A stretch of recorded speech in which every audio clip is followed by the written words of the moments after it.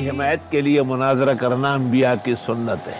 اگر آدمی خود اہل نہ ہو اور وہ مجمع میں علمی بات نہیں کر سکتا ہے تو اس کا مطلب یہ نہیں کہ امت کے جو قابل قدر، قابل احترام مناظرین گزرے ہیں ان کی آپ برائی اور توہین کرے، اور دینی مقاصد صرف وہ نہیں جو آپ بیان کرتے ہیں، اسی آسمان سے آگے اور افلاک اور بھی ہے۔ اپنے بارے میں اتنا خوش فہمی کہ ایک طرف تو کہتے ہیں کہ میرا تو علم سارا تبلیغی ہے اور سطحی، ہمارے یہاں کوئی تحقیق ہوتی نہیں، دوسری طرف جو تحقیق کر کے ان کو خاموش کرتے ہیں بجائے اعزاز بخشنے کے اس کی آپ اہانت پر آئے۔ اپنے من میں ڈوب کر پا جا سراغ زندگی، تو اگر میرا نہیں بنتا نہ بن اپنا تو بن۔ تو ہمارے بزرگان دین میں بڑے بڑے مناظر ہوئے ہیں۔ عبداللہ ابن عباس کو حضرت علی نے بھیجا تھا خوارج سے گفتگو کے لیے، ہزاروں خوارج مسلمان ہوئے۔ موبائل خود پیغمبر کا نجران کے عیسائیوں سے اول مناظرہ تھا، جب اس میں وہ کامیاب نہیں ہوئے تو پھر مباہلہ ہوا، مباہلے میں بھی وہ سمجھ گئے کہ نبی برحق ہے، ہم جزیہ دیں گے، انکار نہیں کرے، اور آپس میں کہا کہ مزید کچھ نہ کرو ورنہ جھلس جاؤ گے۔ اور آپ تو خلاف کرتے ہیں کہ مناظرہ ہونا نہیں چاہیے، اور وہاں تو اللہ نے جبریل کو بھیجا اور سورہ آل عمران کی ابتدائی 87 آیات نازل ہوئی آپ کی تائید و حمایت میں۔ آپ کس طرح دین سے واقف ہے؟ آپ کو چاہیے کہ یہ بیانات وغیرہ ٹیلی ویژنوں پہ ادھر ادھر بند کر دے، پہلے پڑھ لے صحیح طرح۔ آپ کا سارا علم کمزور اور صراط مستقیم سے ہٹا ہوا ہے، اور پھر آپ کو وہ معلوم نہیں کہ ہندوستان کو ہمیشہ کے لیے محکوم بنانے کے لیے جو فاؤنڈر کو تیار کیا، اور فاؤنڈر کو مولانا رحمت اللہ کیرانوی نے کیسے جو ہے نا استنبول کے دریا میں دیا، اور وہ کتاب اظہار الحق بھی چھپ رہی ہے کئی زبانوں میں، اور بلاد عرب اعلیٰ گفٹ فرام ملوک اور سلاطین کو تقسیم کرتے ہیں۔ حضرت مولانا محمد قاسم نانوتوی تو مناظروں میں ہی معروف ہوئے تھے، اور مباحث شاہ جہان پوری چھپی ہوئی ہے۔ آپ نے اپنا ذہن بنایا کہ وہ جو مناظرہ کرتا ہے وہ اچھا نہیں کرتا۔ اچھا کرنا اور نہ کرنا یہ ترازو آپ کب سے بنے؟ بخاری شریف میں ہے کہ مسیلمہ کذاب جب پیغمبر کے پاس آیا، آپ نے کہا یہ جو میرے ہاتھ میں چڑی ہے نا، اس کے بھی اہل نہیں ہے کہ آپ کو دوں، یہ میرا صحابی ہے، اور ان کا نام لیا اور فرمایا کس سے بات کرے۔ وہ ذلیل و خوار ہو کے چلا گیا۔ ابو بکر نے اپنے دور خلافت میں باجماع صحابہ اس کو قتل کرایا۔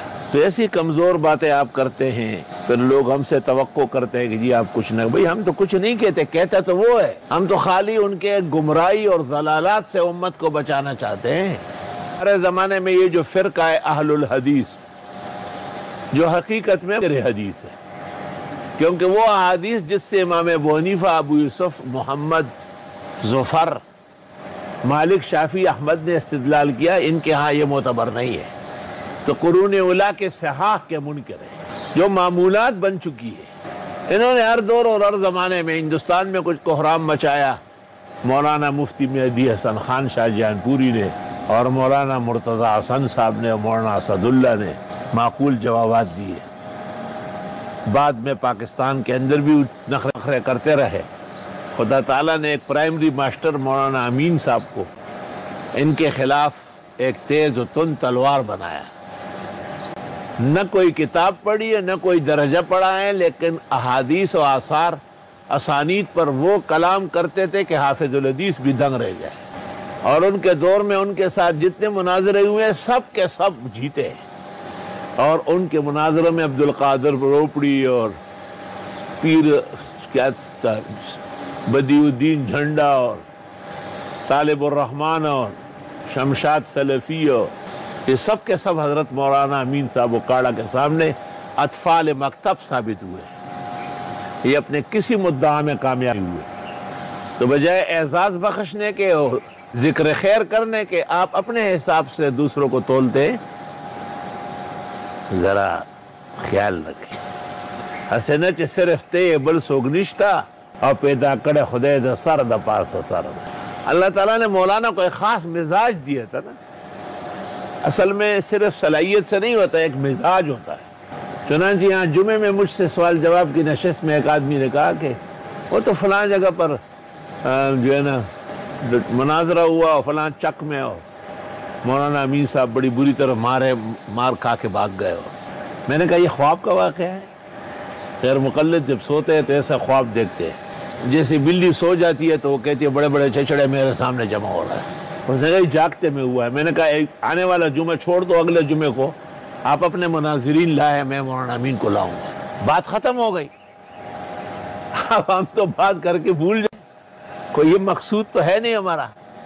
اگلے جمعے سے 2 دن پہلے میں دیکھ رہا ہوں یہاں رکشہ آ کے کھڑا ہوا، مولانا اترے، دنیا بھر کی کتابیں بنڈل ہاتھوں میں پکڑے۔ میں نے کہا خیریت؟ کہا آپ نے اس جمعے کو یاد کیا ہے؟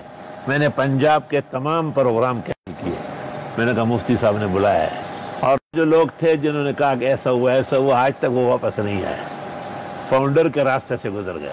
مولانا کا ایک خاص مزاج اللہ نے دیا تھا، وہ بہت کم دنیا کو نصیب ہوتا ہے۔ اسی طرح ہمارے مولانا منظور احمد صاحب چنوٹی اعلی اللہ مقامہ، وہ بھی ماشاءاللہ مرزائیوں اور رافضیوں کے خلاف تیر بہدف تھے، صحیح معنوں میں سیف سمسام تھے۔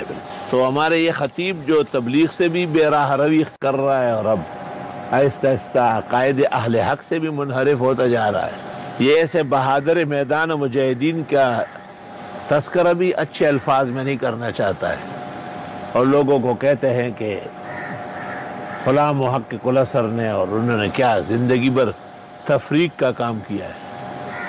آپ تفریق اور اتحاد کس کو کہتے ہیں؟ ان الذین آمنوا والذین ہادوا والصابئین والنصارى والذین اشرکوا ان اللہ یفصل بینہم یوم القیامہ ان اللہ علی کل شیء شہید، یہ تمام فرقے ذکر ہوئے قرآن میں یا نہیں؟ پھر آپ یہ آیت قرآن سے نکالے ہندوؤں کی طرح، اور جہاد کی آیت نکال رہے ہو، یہ آپ نکال لیں۔ تو یہ قرآن ہے، اللہ کی کتاب ہے، تیرے گھر ٹیسٹ پیپر نہیں لیجنڈری ہے۔ اپنے حدود میں رہو ذرا۔ میری طرف سے جو آپ پر فتاوی لگے ہیں وہ کافی تھے آپ کی ہدایت کے لیے اگر آپ مان جاتے ہیں، لیکن آپ اور جو ہے نا دیوانگی پر اتر آئے تو قہر درویش برجان درویش، اس کی وبال اور سزا بھی آپ ہی بھگتیں گے۔ دین اسلام اس قسم کے لوگوں سے بے نیاز ہے، اللہ خود اس کا محافظ ہے۔